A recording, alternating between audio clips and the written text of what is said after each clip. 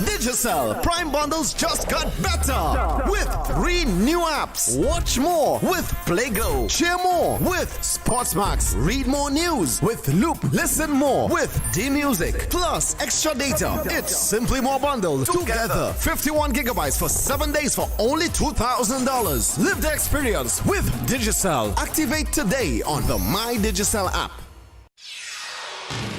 This is the news on top of the hour. Live from our studio in Georgetown. Kaieteur Radio, 99.1 FM. Good evening. Welcome to this evening's newscast on Kaieteur Radio. Kevin Smith here. Let's get to the news in detail. On the surface, the proposed gas-to-shore project appears to be one of the solutions to Guyana's energy supply woes. But once that veil is removed, the true face of the venture is revealed. It is nothing more than another cash cow for ExxonMobil and its partners, Hess Corporation and CNOOC Nexen. The true likeness and image of the project is harnessed from the terms of the Stabroek Block Production Sharing Agreement. The provisions under Article 12 of the contract note that all costs and expenses incurred by the contractor in the production, use, and or disposal of the associated gas of an oil field as stipulated under Article 12.1 and those incurred in carrying out any feasibility study on the utilization of the excess associated gas shall be charged to the development cost of the oil field and shall be recoverable contract costs. It goes on to state that all costs incurred by the government for the infrastructure and handling of excess associated gas, which are not included in the development plan, shall be at the sole risk and expense of the government and will not affect the amount of cost oil and profit oil due to the contractor. Meanwhile, CARICOM has expressed their deep disappointment and concern at the decree and subsequent statements by Venezuela with respect to that country's border controversy with Guyana, including intimations of the creation of a strategic area of national development called Territory for the Development of the Atlantic Facade. In a statement issued today, CARICOM said firmly it repudiates any acts of aggression by Venezuela against Guyana. Minister of Parliamentary Affairs and Governance, Gail Teixeira, had said the aim was to ensure all stakeholders are informed of the recent developments. And now let's tell you, as Guyana hurtles headfirst into approving multiple ExxonMobil field developments, Energy Transition Advisor Gerard Kreeft warns that the billions of dollars or the pot of gold that Guyana is being promised is an illusion of the worst sort. Kreeft delivered a scathing rebuke of Guyana's relationship with ExxonMobil. Alongside Kreeft, international lawyer Melinda Janke spoke of how former Minister of Natural Resources Rafael Trotman left Guyana in an oil deal with ExxonMobil, which has not secured value for the Guyanese people from the production of its Stabroek Block crude. Kreeft thought it important to emphasize that Exxon needs Guyana more than Guyana needs Exxon, and he is not the only one that has made this observation.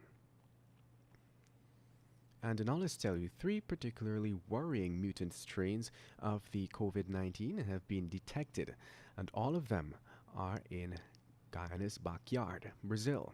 These 3 mutant COVID-19 strains have already swept across the planet and have been detected in every continent in the world except for Antarctica.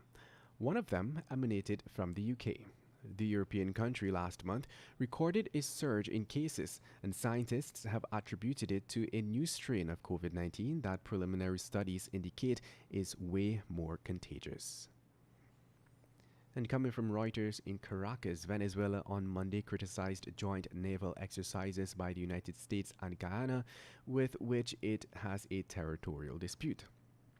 Vice President Delcy Rodriguez said that the maneuvers were an attempt by the outgoing Trump administration to create provocations and threats.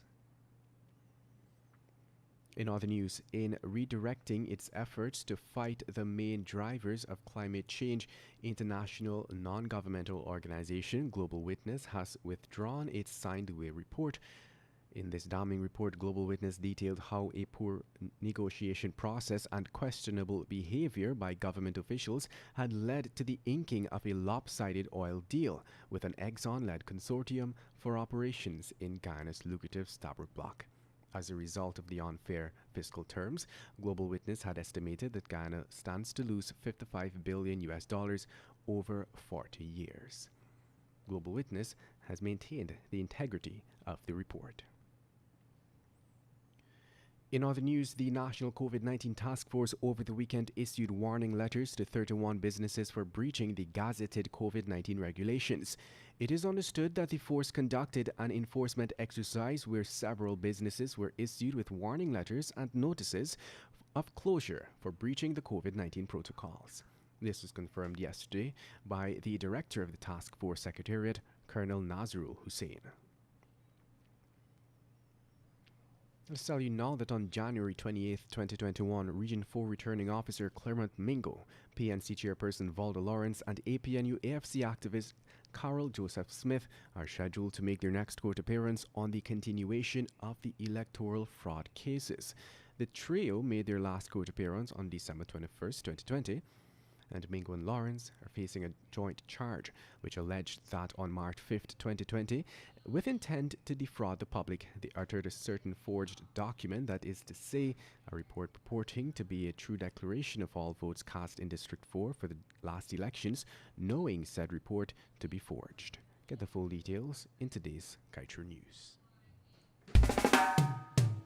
And that's the news of the moment. Remember to get the full details of these stories, pick up a copy of the Kaieteur News. And don't forget, you can catch us on the MyTuner app